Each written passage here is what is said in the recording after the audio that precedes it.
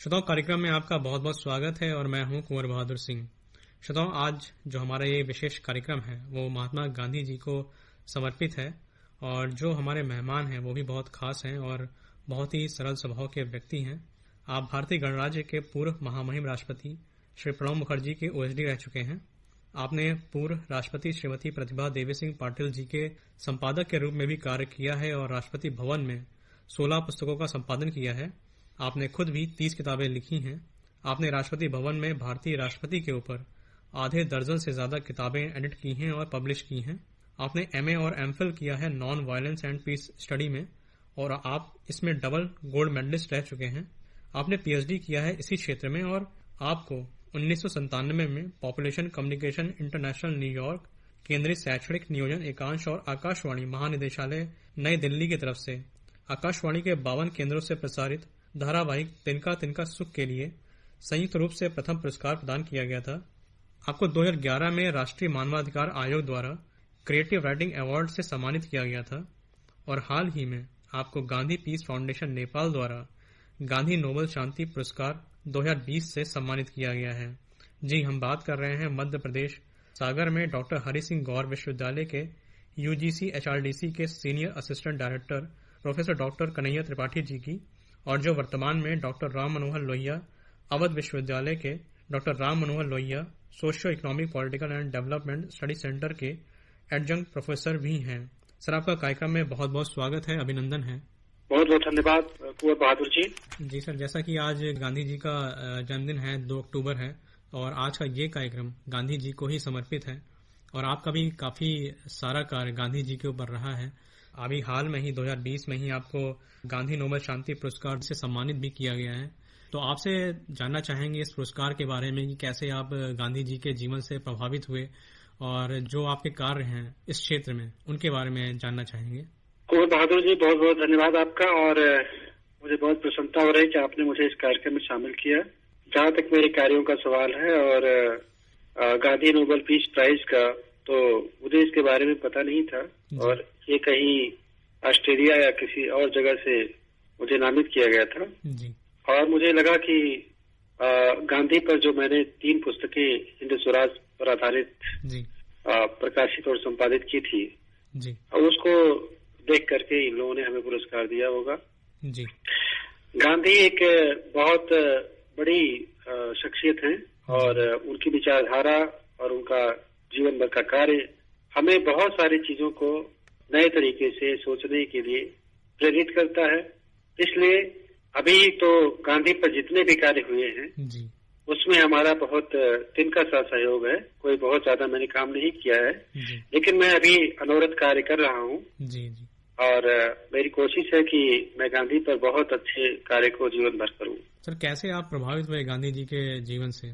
गांधी से केवल मैं प्रभावित नहीं हूँ, पूरी दुनिया प्रभावित है जी, और मेरा प्रभावित होना तो लाजमी है क्योंकि गांधी पूरे जीवन को अगर हम देखें तो उनका पूरा जीवन ही एक बड़े दर्शन के रूप में हमारे सामने प्रस्तुत होता है। उन्होंने जो कुछ भी किया जीवन में, सबसे महत्वपूर्ण बात यह है कि उसे अपने जीवन आचरण में अनुप्रयोग किया और जीवन आचरण में अनुप्रयोग के बाद कही गई बातें प्रेरणा का कार्य करती ही हैं जी, क्योंकि वो खोखली नहीं होती हैं, उसमें यथार्थ होता है जी। तो गांधी के जितने भी अनुप्रयोग हैं वह मुझे इसलिए प्रेरित करते हैं क्योंकि मुझे लगता है कि जो व्यक्ति सत्य के साथ अनुप्रयोग कर रहा है जी, वो निश्चित रूप से वरेण्य है, वह आत्मसात करने योग्य है। जी। आज जो पूरा विश्व है वो गांधी जी के जीवन से प्रभावित है और गांधी जी के बारे में ये कहा भी जाता है कि गांधी जी एक ऐसी विचारधारा थे जिसके ऊपर अभी भी सालों बाद भी शोध कार्य हो रहे हैं और काफी सारे रिसर्च हो रहे हैं, काफी सारे स्टडीज हो रही हैं। तो उसके बारे में जानना चाहेंगे कि ऐसा गांधी जी के व्यक्तित्व में क्या था जिससे पूरा विश्व इस समय प्रभावित है? सबसे महत्वपूर्ण बात यह है कि मैंने जैसा कि पहले ही बताया कि गांधी जी ने जो जीवन में किया जी, वो सत्य के साथ उन्होंने प्रयोग किया। सत्य क्या है उनका? कभी उनका सत्य जो है ईश्वर था, लेकिन बाद में ईश्वर ही सत्य हो गया जी, जी। तो नहीं, इसको हम इस तरीके से समझें कि पहले गांधी जी ईश्वर को सत्य मानते थे क्योंकि उनकी आस्था उनकी माँ के साथ जो बचपन में मंदिरों में जाने आने से बनी हुई थी, जी, वह ईश्वर के प्रति उनको प्रेरित कर रही थी। जी, लेकिन बाद में तो गांधी जी ने सत्य के साथ प्रयोग किया। जी, गांधी जी प्रेरणा के कारण इसलिए बने क्योंकि उन्होंने सबसे महत्वपूर्ण बात अहिंसा के एक नई पद्धति को विकसित किया। जी, इसके तमाम टूल्स थे, जिसमें मैं मानता हूं कि इसमें चरखा है, सत्याग्रह है, इस तरीके के उसमें टूल्स थे। जी, नमक तोड़ो आंदोलन है। जी, तो ये जो छोटे छोटे चीजों से एक अपने प्रतिरोध की संस्कृति को दर्ज करना, जी, ये बहुत महत्वपूर्ण होती है। जी, तो गांधी जी ने अपने जीवन में जो कुछ भी किया उसमें एक सच्चाई दिखती है, इसलिए पूरे दुनिया के लोग जी, उनको अपने गुरु के रूप में लेते हैं, उनसे प्रेरणा लेते हैं। दूसरी बात मैं ये कहना चाहूंगा जी, कि गांधी जी ने जो कुछ किया जी, उसमें जो उनकी प्रतिरोध की संस्कृति थी, जी, उस प्रतिरोध की संस्कृति में अहिंसक संस्कृति का एक समावेश था। जी, तो अहिंसक संस्कृति जो है उसको अपनाना इतना आसान नहीं होता, क्योंकि एक साहसी व्यक्ति ही अहिंसा का पालन कर सकता है, जैसा कि गांधी जी ने स्वयं भी कहा है हिंद स्वराज में, और तमाम और हरिजन और इंडियन ओपिनियन में भी इसका जिक्र किया उन्होंने। तो सबसे बड़ी बात यह है कि पूरी दुनिया में जितनी हलचल है, जितना संघर्ष है, जितने तनाव हैं, उन सारी चीजों को खत्म करने के लिए लोगों ने जिस तरीके से युद्ध और उन्माद और संघर्ष के रास्ते पर अपने अपने वजूद को कायम करने का प्रयास किया था, उसमें गांधी एक इस तरीके की प्रेरणा है कि नहीं, हम युद्ध और संघर्ष के माध्यम से नहीं कुछ प्राप्त करेंगे, हम तो अहिंसा के जरिए सब कुछ प्राप्त करेंगे। तो गांधी इस तरीके से एक बड़ी शख्सियत के रूप में आते हैं। इसलिए हम देखते हैं कि नेल्सन मंडेला और मार्टिन लूथर किंग द्वितीय और यासिर अराफात या जितने भी दुनिया भर में इस तरीके के आइडियोलॉग लोग हैं जिनको आज हम मानते हैं, तो ये सारे लोग जो है गांधी को आत्मसात किए हैं और अपने अपने देशों में अपने अपने तरीके का मूवमेंट चला करके और बहुत सारी चीजों को उन्होंने प्रदर्शित किया है। इसलिए आज पूरी दुनिया में गांधी वरेण्य है और इसीलिए शायद मुझे भी गांधी ने प्रभावित किया। जी, अगर हम आज के परिप्रेक्ष्य में सोचें और देखें तो एक बहुत ही आश्चर्य का विषय भी ये लगता है कि केवल अहिंसा के बल पर महात्मा गांधी जी ने हमें आज़ादी दिलाई थी, और ऐसे कई सारे इंसिडेंट भी हुए, कई सारी घटनाएं भी हुई थी जब हमारी आज़ादी की लड़ाई थी, जैसे चौरा चौरी का कांड जब हुआ था और थोड़ी सी हिंसा उसमें जब हो गई थी, तो गांधी जी ने पूरा आंदोलन ही रोक दिया था, क्योंकि उनका मानना था कि केवल अहिंसा के बल पर ही हमें ये लड़ाई जीती जानी चाहिए। तो बिल्कुल उन्होंने उस तरीके से अपने आंदोलन को ही रोक दिया था और वो बिल्कुल खफा थे कि अगर इस तरीके की लड़ाई लड़ी जा रही है जिसमें कि हिंसा है और वायलेंस से लोग आजादी पाना चाहते हैं, तो गांधी ने इसका प्रतिरोध किया, खुद अपने लोगों के साथ प्रतिरोध। ये सामान्य बात नहीं होती है। जी बिल्कुल। हाँ, इसको गांधी ने बहुत ही अच्छी तरीके से समझा कि अगर इस तरीके से हम करेंगे तो हमारी छवि ही दूसरी बन जाएगी और स्थितियां जो है बिगड़ जाएगी। इसलिए जो कहा जाता है कि जो आजादी हमें बहुत साल पहले मिलनी थी वो मिलते मिलते रह गई। जी, इसमें थोड़ा सा हम, क्योंकि आपने गांधी जी को बहुत करीब से पढ़ा है और जाना भी है, तो इसमें थोड़ा सा जानना चाहेंगे। जैसे उस समय कई सारी विचारधाराएं थी, कुछ क्रांतिकारी विचारधारा भी थी और गांधी जी की जो एक अहिंसा वाली विचारधारा भी थी, कहीं ना कहीं उनमें भी थोड़ा बहुत मतभेद था, लेकिन जो गांधी जी थे वो हमेशा अहिंसा पर ही टिके रहे कि नहीं, अहिंसा के बल पर ही ये लड़ाई जीती जानी चाहिए थी।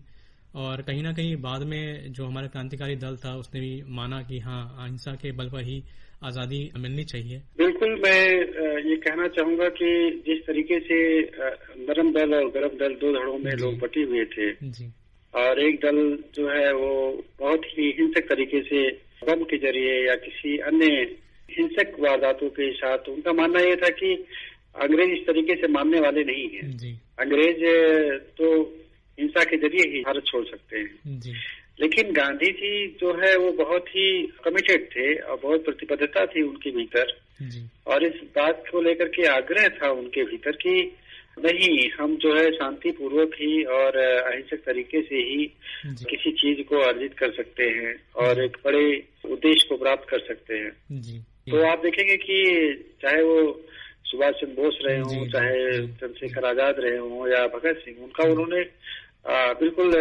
उस तरीके से साथ नहीं दिया। हालांकि सुभाष चंद्र बोस ने उनको महात्मा शब्द सुभाष चंद्र बोस जी ने दिया था।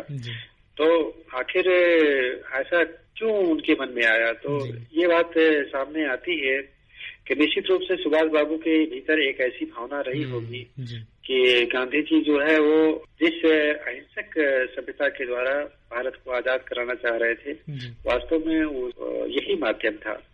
तो इसलिए केवल सुभाष चंद्र बोस की बात नहीं है, जितने भी गैर दल के थे उसमें से बाद में अधिकांश लोगों ने इस बात को स्वीकार किया कि नहीं, आजादी तो हम अहिंसक रास्ते से ही प्राप्त कर सकते हैं, हिंसा तो हमारा कोई माध्यम हो ही नहीं सकता है। जी, क्योंकि हिंसा के बल पर जो भी आप करेंगे तो उसको जो अंग्रेज थे उसको दबा सकते थे, लेकिन अहिंसा के माध्यम से जब भी आप कोई कार्य करेंगे तो जी मैं ये कहना चाहूंगा कि दुनिया का जो आंदोलन है, जी आया दुनिया में जितने भी संघर्ष हो रहे हैं जी, उसमें सबसे बड़ी लोगों की समस्या ये है जी कि समझ का फर्क है।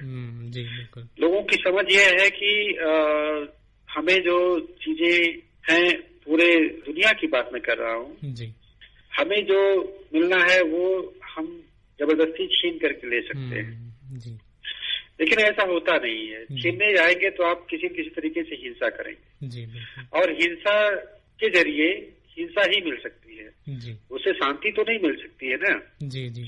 तो जितने भी लोग थे पूरे सभ्यता विमर्श में, उन लोगों ने भी माना कि युद्ध के माध्यम से हम युद्ध ही जीत सकते, क्योंकि युद्ध से युद्ध ही हो सकता है, हिंसा से हिंसा ही बढ़ती है और शांति से शांति बढ़ती है। अहिंसा के जरिए हम बहुत कुछ अर्जित कर सकते हैं। तो ये गांधी जी का सबसे बड़ा वो था। 1931 का जो कराची का सेशन था उसमें गांधी जी ने खुद कहा था कि गांधी तो मर सकता है लेकिन गांधी की जो विचारधारा है वो नहीं मर सकती।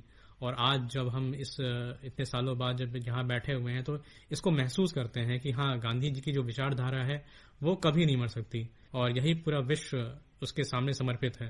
बिल्कुल सही बात है। और देखिए, सबसे बड़ी बात यह है कि समस्या ये होती है कि जैसा कि मैंने बताया कि सब कुछ समझ पर आधारित है, अंडरस्टैंडिंग आपकी क्या है जी। गांधी जी ने जो अहिंसा को समझा था वो अपने घर से ही समझा था जी। ये ahimsa started at home, non violence और love is taught to him as right relation between human by his wife. तो इस तरीके से आप जो उनका पूरा जो सभ्यता विमर्श है उसको आप देखें तो जो वहाँ पर कराची में या कहीं और उद्धृत किया जाता रहा है जी। तो उसमें हम देखेंगे कि निश्चित रूप से गांधी अपने अलग परिप्रेक्ष्य के साथ खड़ा होता है, इसलिए वो इतने आम हो जाते हैं जी। और शायद यही एक वजह है कि जो आज हमारा भारत देश है वो एक शांति का रूपक है और जो पूरा विश्व है वो भारत की ओर देखता है। जब भी कभी इस तरह की बातें होती हैं, कभी कोई युद्ध छिड़ रहा होता है या कोई युद्ध की संभावनाएं बन रही होती हैं, तभी पूरा विश्व देखता है कि भारत केवल शांति के माध्यम से उसको सुलझाने की कोशिश करता है। तो कहीं ना कहीं जो गांधी जी की विचारधारा है, गांधी जी के सिद्धांत है, वो हमारे कार्यों में, मूल्यों में दिखाई पड़ती है। देखिए कुंवर जी, सबसे बड़ी समस्या ये है कि हम गांधी के जरिए समझने की कोशिश करते हैं जी। लेकिन गांधी को गांधी जी के जरिए समझने की कोशिश हम ना करें, बल्कि हमारी एक प्राच्य परंपरा है जी। और इतने सनातन परंपरा, इतनी लंबी परंपरा है जिसमें कि इतने सारे आख्यान हैं जिसको हम अगर अवलोकित करें जी। तो गांधी भी कहीं कहीं से तो प्रेरणा लेते हैं जी, बिल्कुल जी। आप देखेंगे कि लॉर्ड बुद्धा जो है, मतलब भगवान बुद्ध के बारे में कहा जाता है कि वो पूरी सभ्यता में एक बड़ा अहिंसक चेतना का व्यक्ति है। तो बात यह है कि जो आप देखिए कि किस तरीके से अशोक को बुद्ध ने प्रेरित किया और पूरी हिंसा को जीवन भर करता रहा और तमाम युद्ध अशोक ने लड़ाई लड़ी, लेकिन बाद में उसने खुद ये समझ लिया कि हिंसा के जरिए किसी भी अच्छे रास्ते को नहीं पा सकते। गांधी जी की प्रेरणा का स्रोत जो है वो हमारे बहुत सारे धर्मशास्त्र हैं, हमारे जो प्राचीन परंपराओं में जो तमाम रूपक हैं, तमाम कहानियां हैं, तमाम धर्मशास्त्र में जो आख्यान हैं, वो सब हैं। तो इसलिए हम इस बात को समझ पाते हैं कि गांधी क्यों इस तरीके से हमारे सामने प्रकट होता है। तो भारत की तरफ देखने की परंपरा जो हमारी है वो इसीलिए है कि हमारे जो सनातन परंपरा में जो अहिंसक सभ्यता है उसकी जड़ें बहुत गहरी हैं और इसीलिए पूरी दुनिया जो है, अगर कोई भी इस तरीके की वायलेंस की संभावनाएं होती हैं, युद्ध छिड़ते हैं, तो भारत की तरफ देखती है। जी बिल्कुल। जो हमारे मूल्य हैं, जो हमारी संस्कृति है, वो इतनी गहरी है कि जो हमारा देश है वो एक शांति के रूप में जाना जाता है और किसी भी स्थिति में हमेशा शांति की ओर ही पहल करता है। अगर बात करें गांधी जी की कुछ पुस्तकों के बारे में, तो उनकी कुछ पुस्तकें बहुत ही महत्वपूर्ण हैं, जैसे कि हिंद स्वराज या हरिजन। तो ऐसे ही, अब क्योंकि हम लोग तो इतना ज्यादा नहीं जानते हैं, आपके माध्यम से जानना चाहेंगे कि उनकी कौन कौन सी पुस्तकें थी और कार्य किए थे, विचारधाराएं थी, उसके बारे में जानना चाहेंगे। जी बिल्कुल। गांधी जी ने जो अपने जीवन में सबसे महत्वपूर्ण पुस्तक हमें दी है, जी, जिसका आपने जिक्र किया, हिंद स्वराज। जी, हिंद स्वराज को हम अहिंसक प्रतिरोध की सभ्यता का एक महत्वपूर्ण दस्तावेज मानते हैं। जी। दूसरी उनकी जो महत्वपूर्ण पुस्तक है, दक्षिण अफ्रीका के सत्याग्रह का इतिहास। जी, जी। उसमें दक्षिण अफ्रीका के सत्याग्रह के पूरे जितने भी उनके संघर्ष हैं, जी, उन सारी चीजों को हम जानते समझते हैं। जी।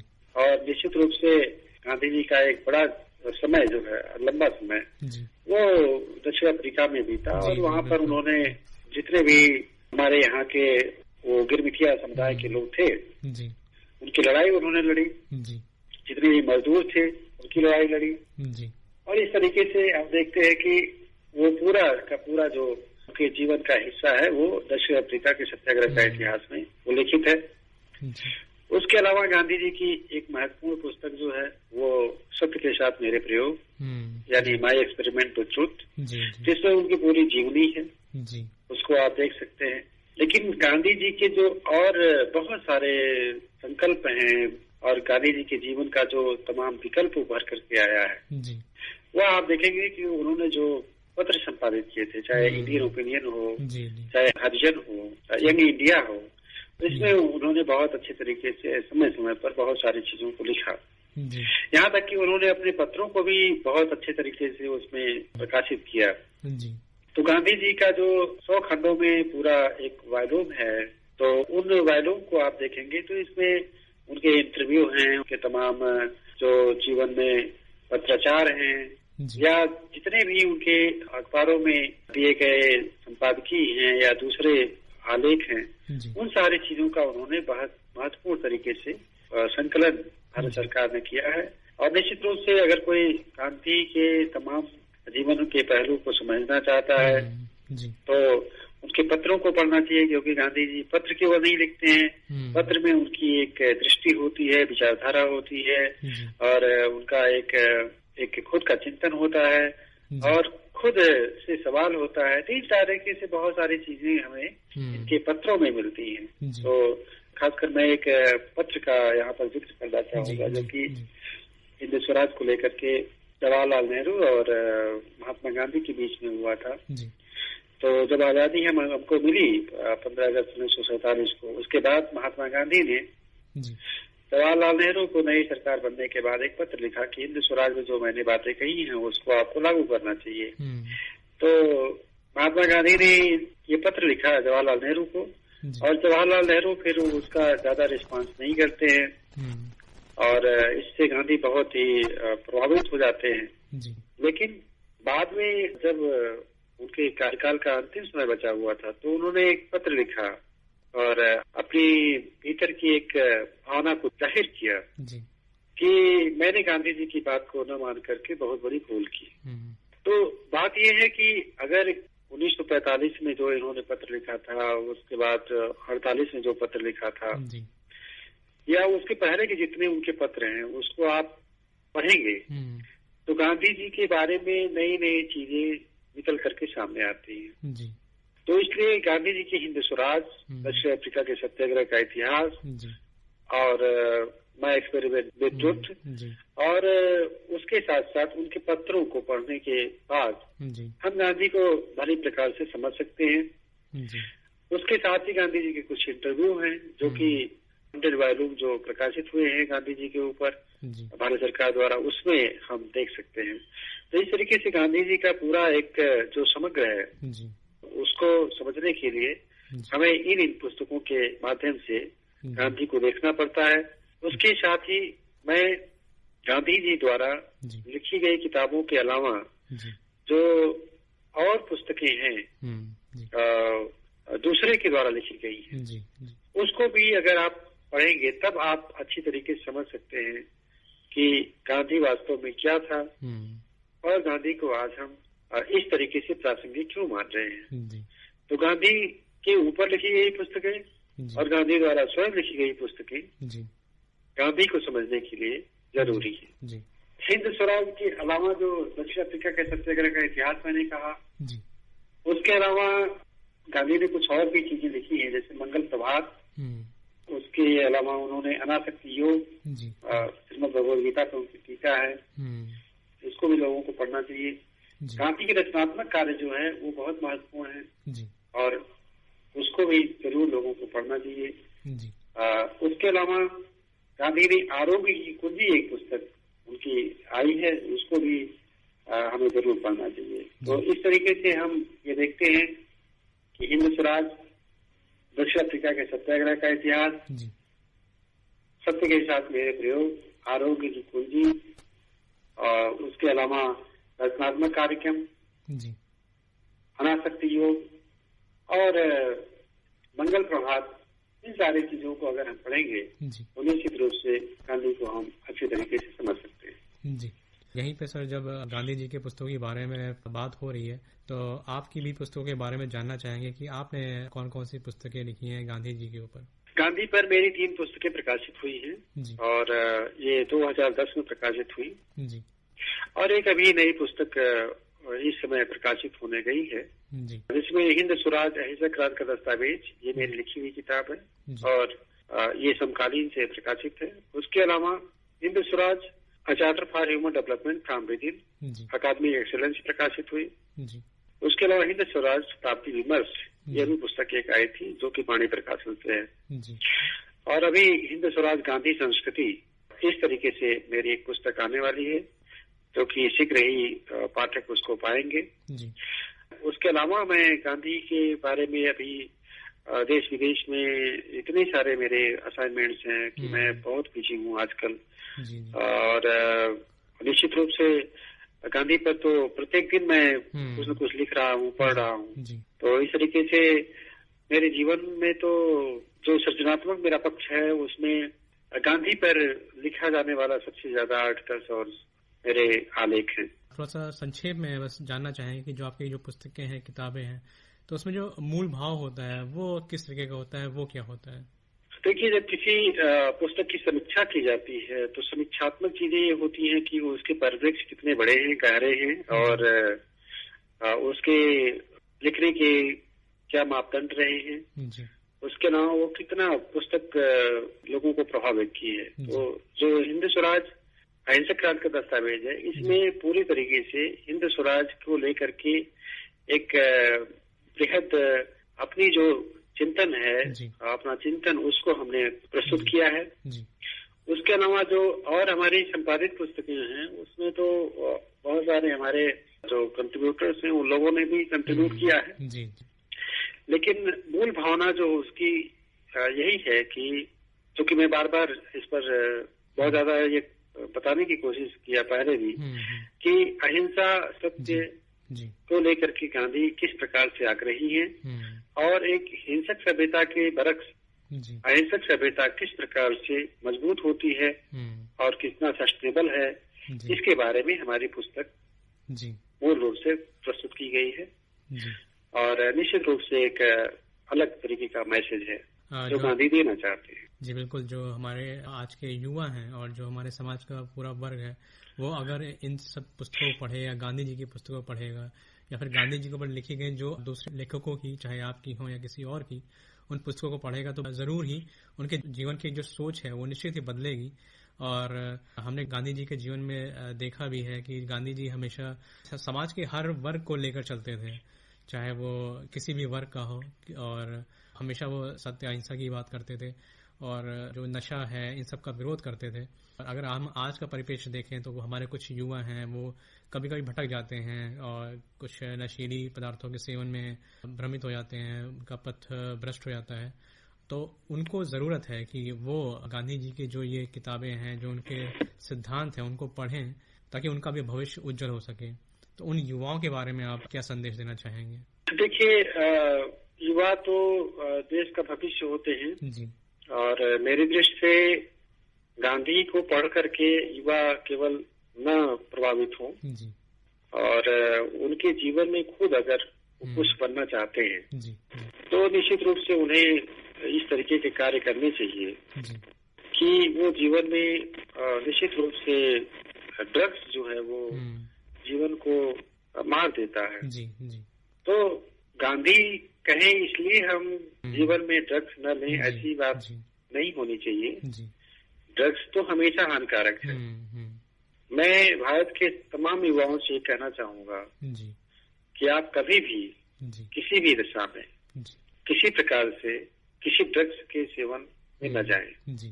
गांधी जी ने निश्चित रूप से पूरे जीवन में ये मैसेज दिया कि हमारे युवा जो है वो नशाखोरी न करें और नशा से केवल व्यक्ति का शरीर क्षीण नहीं होता है बल्कि उसकी आत्मा क्षीण होती है। तो गांधी जी का जो संदेश है उसे तो हम माने, लेकिन मेरा ये कहना है कि गांधी जी के कारण न माने।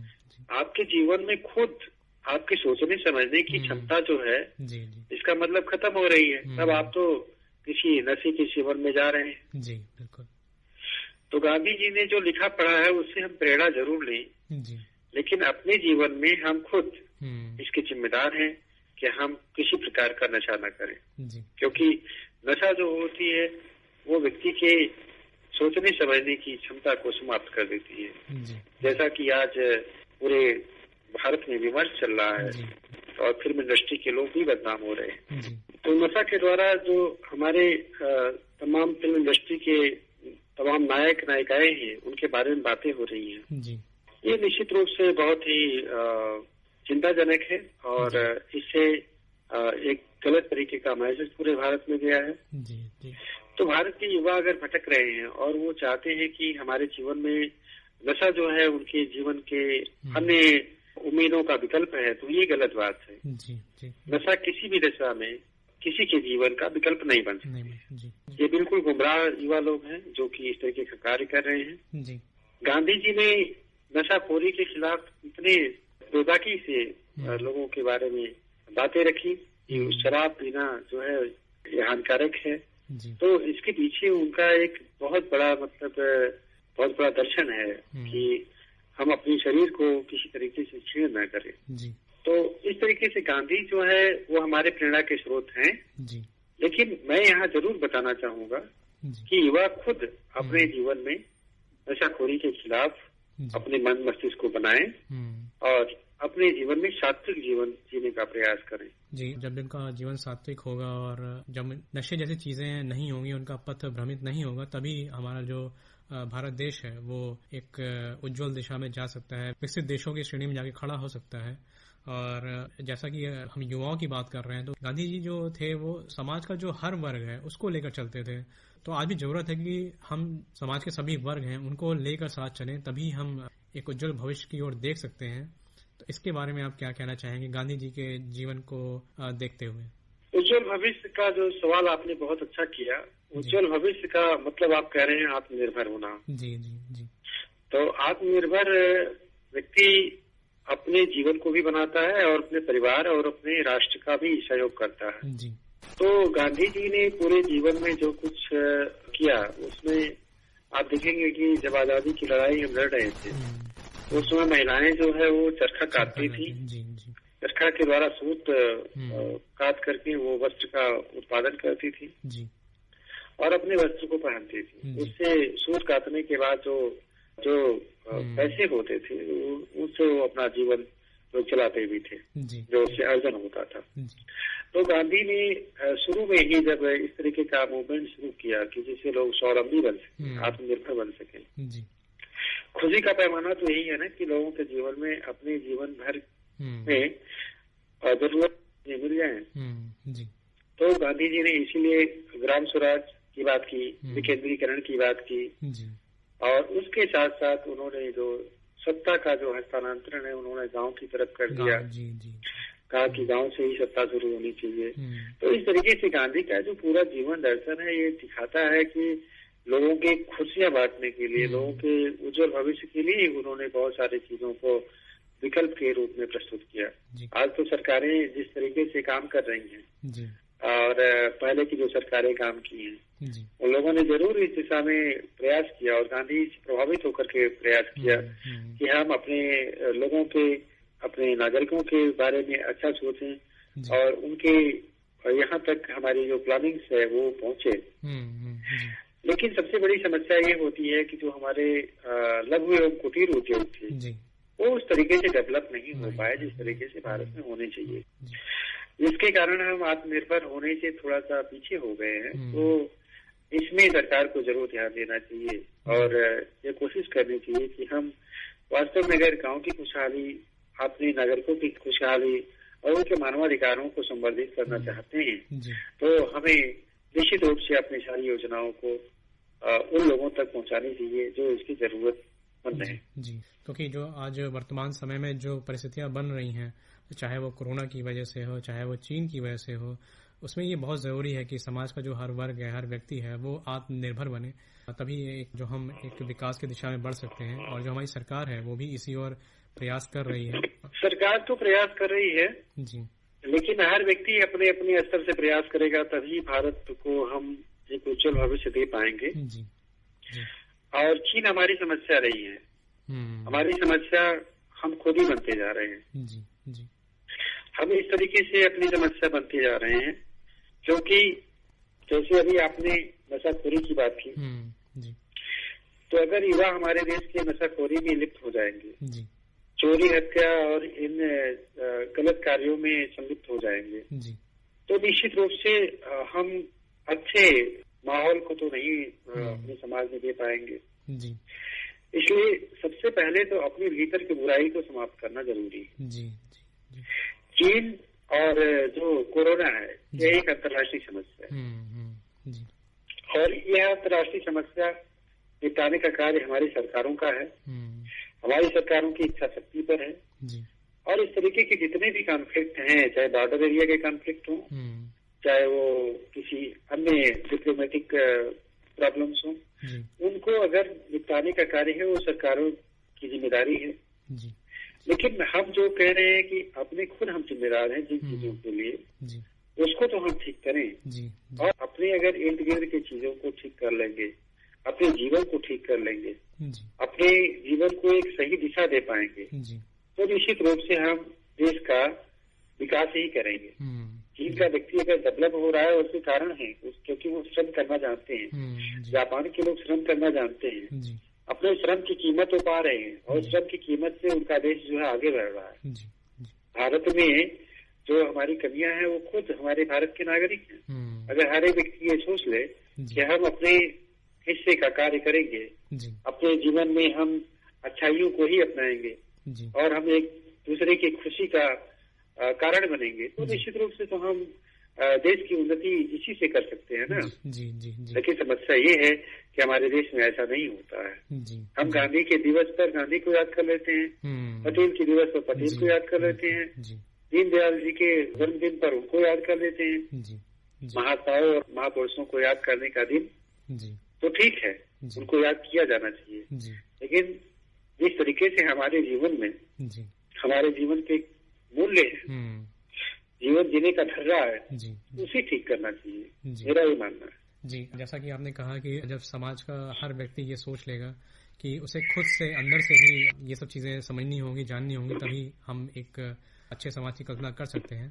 अगर हम गांधी जी के जीवन के समय में जाएं तो वहां पे हम देखते हैं कि एक ऐसा व्यक्तित्व था, गांधी जी थे, जिनकी बात सुनकर पूरा समाज, हर व्यक्ति प्रभावित होता था और उनके कई बातों पर चल पड़ता था। अगर हम आज का परिपेक्ष देखें तो आपका क्या मानना है कि आज के समय में कुछ ऐसे व्यक्तित्व का अभाव है या फिर कुछ ऐसा होना चाहिए जिसको सुनकर या फिर जिससे प्रभावित होकर हर व्यक्ति के मन में चेतना जगे कि उसे ये करना चाहिए और इस तरीके से करने पर ही वो आगे बढ़ सकता है?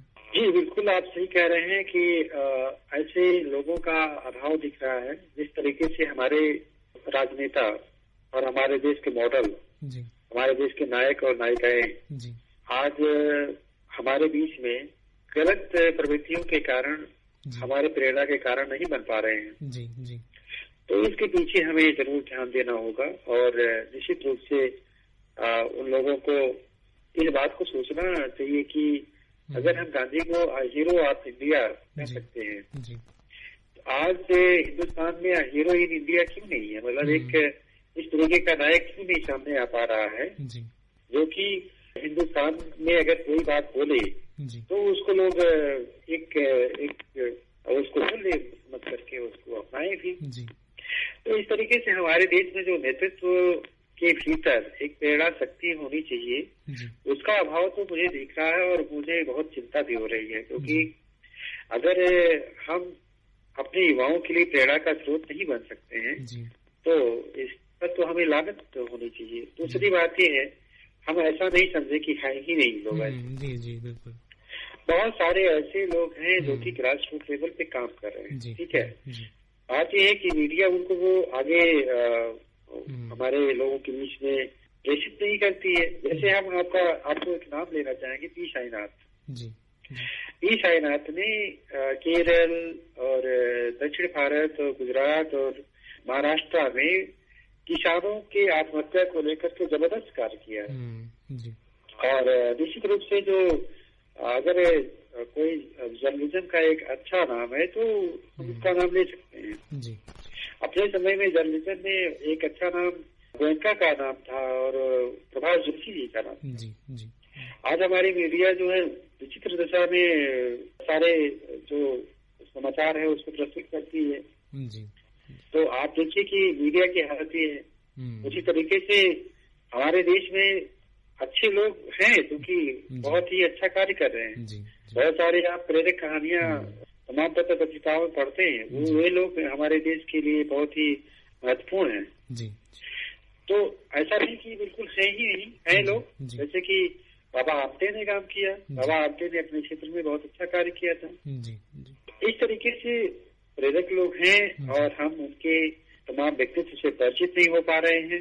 ये सबसे बड़ी कमी है जी। जरूरत है कि जो हमारा युवा है और जो समाज के जो लोग हैं वो सकारात्मक व्यक्तित्व की ओर ही देखें और जो नकारात्मक व्यक्तित्व है या फिर जो नकारात्मक चीजें हमारे देश चल रही है उनकी ओर ध्यान ना दें, तभी उनके अंदर की जो चेतना है वो जग सकती है। और अगर उन्हें लगता है कि इस तरह का स्रोत अगर उन्हें चाहिए तो वो हमेशा ही पॉजिटिव चीजों की ओर ही देखें, तभी वो आगे बढ़ सकते हैं जी। नेगेटिविटी जो होती है वो बिल्कुल हमारे तमाम जीवन के जो विजन प्लान होते हैं उसमें अवरोध करती है जी। और नकारात्मकता से हम कोई भी चीज हासिल नहीं कर सकते और नेगेटिविटी हमें बिल्कुल वायलेंट बनाती है जी। तो चाहे हमारे देश का कोई भी नागरिक हो जी, उसके भीतर एक सकारात्मक भावना का विकास हो जी। और ये सकारात्मक भावना तब आती है जब उसके आसपास का माहौल ठीक होता है जी, जी। वो अच्छी पुस्तकों के संसर्ग में रहता है, अच्छे व्यक्तियों के संसर्ग में रहता है और अच्छे कार्यों को वो जीवन भर करता है जी, जी।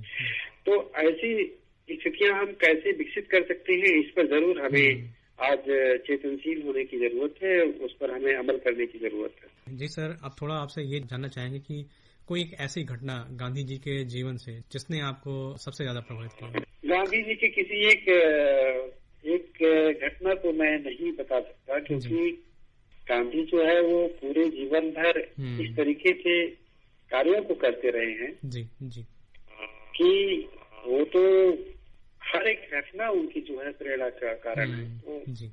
मैं बिल्कुल उनकी बात को मैं मानता हूँ कि जीवन में व्यक्ति को सत्यवादी होना चाहिए। अगर आप झूठ बोलते हैं जी। और झूठ का व्यापार करते हैं जी। या किसी तरीके से झूठ के माध्यम से किसी उपलब्धि को प्राप्त कर लेते हैं जी। तो उससे आपको आपकी नजर में ही एक दिन गिरने का कारण होगा, उससे आपको बहुत बड़ी उपलब्धि नहीं मिलती। तो सत्यवादी होना चाहिए। दूसरी बात, हम दूसरे को पीड़ा कभी न दें, ठीक है। वो बहुत ही पीर पराई जाने दे, कितनी मतलब उम्दा बात गांधी जी ने दर्शकों जनते तीन दिख गई। ये कितनी महत्वपूर्ण बात।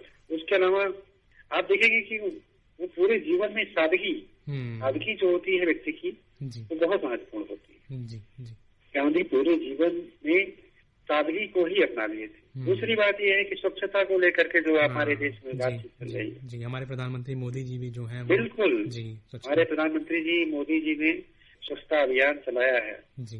तो गांधी जी की ये प्रेरणा है और निश्चित रूप से पूरा देश और पूरी दुनिया में इसकी प्रशंसा हुई है। संयुक्त राष्ट्र के महासचिव को जो एंटोनियो गुटेरेस हैं, उन्होंने माननीय नरेंद्र मोदी जी की प्रशंसा की है कि आपने एक अच्छा कार्य किया। और दूसरी बात, अभी जो आप देखेंगे कि इस वर्ष नरेंद्र मोदी जी ने जो संयुक्त राष्ट्र में भाषण किया है, उसमें जो उन्होंने आत्मनिर्भर भारत के लिए बातचीत की, उसको पूरे भारत में नहीं, पूरे दुनिया में सराहा जा रहा है।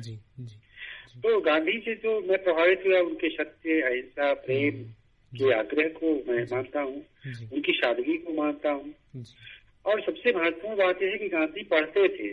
ठीक है, जी बिल्कुल जी। गांधी पढ़ते थे और बहुत सारी पुस्तकों को उन्होंने खुद अध्ययन किया। हिंदू स्वराज लिखते समय वो आप देखेंगे पुस्तक के अंत में उन्होंने एक पूरी लिस्ट दी हुई है और उसमें उन्होंने बहुत सारी पुस्तकों का जिक्र किया है कि इन पुस्तकों को हमने पढ़ा और इससे बहुत सारी चीजों को मैंने, वो टॉलस्टॉय को पढ़ते हैं, रस्किन को पढ़ते हैं, थोरो को पढ़ते हैं, वहाँ से बहुत सारी चीजों को अचीव करते हैं, वो हमारे धर्म दर्शन को पढ़ते हैं। तो पढ़ने की जो स्थिति है वो गांधी के यहाँ भी है। तो हम तो खुद पढ़ते हैं, पढ़ने लिखने का हमारा तो पेशा ही है, लेकिन निश्चित रूप से गांधी जो है किन किन चीजों को पढ़ रहे हैं ये महत्वपूर्ण है। और सबसे महत्वपूर्ण बात यह है कि गांधी हमें तब सबसे बड़े लीडर के रूप में उनके भीतर किसी तरीके की लालसा नहीं रही। लालसा इस प्रकार की नहीं रही कि जैसे भारत आजाद हो रहा था 1947 में और सबको कोई न कोई पद चाहिए था। गांधी ने कभी नहीं कहा कि मुझे ये पद दे दो। गांधी ने तो ये कहा कि ठीक है, ये आप ले लो, वो आप ले लो। और उन्होंने तो पूरे आजादी के जश्न को छोड़ दिया और उसके बाद वो नोआखाली चले गए जहाँ व्यापक हिंसा हो रही थी, वहाँ पर संदेश देने के लिए कि नहीं, भाईचारगी के द्वारा ही हम हिंदुस्तान को बचा सकते हैं और लोगों को के जीवन की रक्षा कर सकते हैं। तो गांधी की समग्रता को हमें समझने की जरूरत है। गांधी जब हरिश्चंद्र से प्रेरणा लेते हैं और वो शुरुआती समय में जो बचपन का समय था, श्रवण कुमार से प्रेरणा लेते हैं कि हमें बिल्कुल कर्तव्यनिष्ठ होना चाहिए और प्रतिबद्धता हमारे जीवन में होनी चाहिए। तो वही गांधी जो है उनके अंतिम समय में आप देखेंगे कि बहुत ही गहरी तरीके से इस बात को महसूस करते हैं कि अगर नोआखाली में हिंसा हो रही है, वहाँ पर खून खराबा हो रहा है, तो मुझे वहाँ जाना चाहिए। गांधी ने ये दिल्ली में रह करके जश्न नहीं मनाया, वो तो नोआखाली चले गए थे।